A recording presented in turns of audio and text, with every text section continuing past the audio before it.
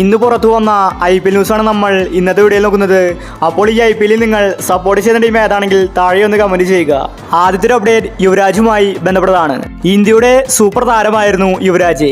യുവരാജ് വീണ്ടും IPL വരാൻ ആരാധകർക്കും ആഗ്രഹമുണ്ട്.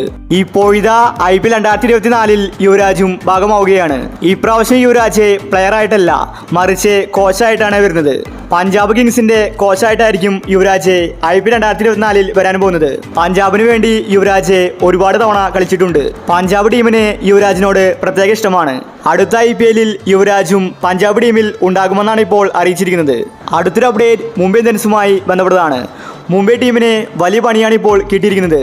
പാണ്ഡ്യയെ ടീമിലേക്ക് എത്തിച്ചത് ഇപ്പോൾ വലിയ കുഴപ്പമായിരിക്കുകയാണ്. പാണ്ഡ്യയെ 100 കോടി കൊടുത്താണ് മുംബൈ ടീമിലേക്ക് എത്തിച്ചത്. ഈ ഒരു ന്യൂസ് ദേശീയ തലത്തിൽ വലിയ ട്രെൻഡിംഗ് ആയിരുന്നു. BCCIയുടെ റൂള് തെറ്റിച്ചാണ് ഇത്രയും വലിയ ട്രേഡ് മുംബൈ ഇന്ത്യൻസ് നടത്തിയിരിക്കുന്നത്.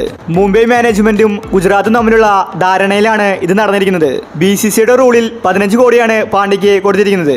എന്നാൽ IPL പുറത്താണ് ഇത്രയും വലിയ ഡീല് നടന്നിരിക്കുന്നത്. BCCIയുടെ റൂള് ലംഘിച്ചതുകൊണ്ട് മുംബൈ ടീമിന് ബാൻ വരാൻ സാധ്യതയുണ്ടെന്നാണ് റിപ്പോർട്ട്. പണ്ട് CSK രാജസ്ഥാൻ ടീമിന് ബാൻ ലഭിച്ചിരുന്നു. 100 കോടി കൊടുത്താണ് പാണ്ഡ്യയെ സ്വന്തമാക്കിയതെങ്കിൽ ഉറപ്പായിട്ടും മുംബൈക്ക് ബാൻ ലഭിക്കും. BCCI ഇപ്പോൾ തന്നെ അന്വേഷണം ആരംഭിച്ചിട്ടുണ്ട്. അടുത്തൊരു അപ്ഡേറ്റ് CSK ടീമിനെ സംബന്ധിക്കുന്നതാണ്. ധോണിക്കൊരു പകരക്കാരനെ CSK തേടുകയാണ്. ഇത് ധോണിയുടെ അവസാന IPL ആണെന്ന് ഉറപ്പായി കഴിഞ്ഞു. ഇപ്പോഴത്തെ CSK ധോണിയുടെ പകരക്കാരനെ കണ്ടെത്തിയെന്ന റിപ്പോർട്ടാണ് പുറത്തു വരുന്നത്. അത് മറ്റാരുമല്ല, ഋഷഭ് പന്താണ്. അടുത്ത വർഷം മെഗാ ഓപ്ഷനാണ്. ഈ മെഗാ ലേലത്തിൽ ഋഷഭ് പന്തിനെ CSK വാങ്ങുമെന്ന റിപ്പോർട്ടാണ് പുറത്തു വരുന്നത്. ധോണിയുടെ പകരക്കാരനായി ഒരു വിക്കറ്റ് കീപ്പർ ബാറ്റ്സ്മാനെയാണ് CSK നോക്കുന്നത്. ഋഷഭ് പന്തുമായിട്ട് CSK സംസാരിച്ചിട്ടുണ്ടെന്ന റിപ്പോർട്ടാണ് പുറത്തു വന്നിരിക്കുന്നത്. അടുത്ത വർഷം മുതൽ ഋഷഭ് പന്ത് ആയിരിക്കും CSKയുടെ ക്യാപ്റ്റൻ. ധോണി യുഗം അവസാനിക്കാൻ പോവുകയാണ്.